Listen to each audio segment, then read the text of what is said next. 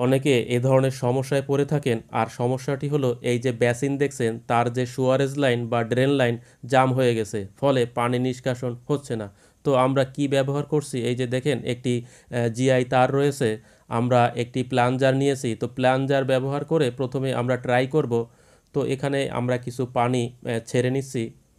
তো এই পানি এখানে রেখে আমরা এই প্লানজার দিয়ে প্রেসার দিব, অর্থাৎ প্লানজারের নিচে যে রাবারের বাটির মতো দেখছেন এটি মূলত একটি রাবার।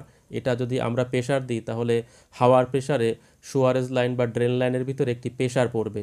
তো প্রেসার পড়ে যদি ময়লা জাম থাকে, তাহলে অল্প পরিমাণে জাম থাকলে ময়লা অনেক সময় ক্লিয়ার হয়ে যায়।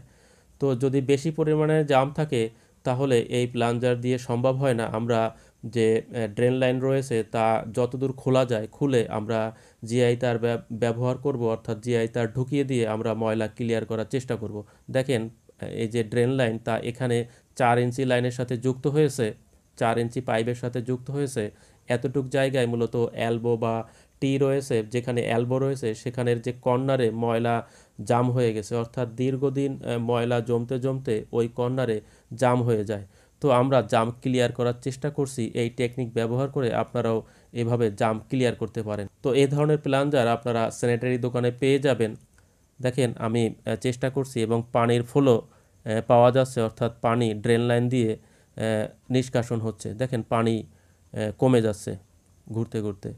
তো প্রথম যে টেকনিকটি আমি ব্যবহার করছি তাতে মূলত সফলতা দেখা যাচ্ছে, এবং আমি পানি শুকিয়ে আবার পানি ছেড়ে দেখব যে পানি সম্পূর্ণ ক্লিয়ার হয় কিনা। এবং এখানে যে ড্রেন লাইন রয়েছে তার কোনায় আমি নিয়ে আসছি, দেখেন পানি আসছে, অর্থাৎ আর একটু প্রেসার দিলেই মূলত পানির সম্পূর্ণ যে ড্রেন লাইন তা ক্লিয়ার হয়ে যাবে।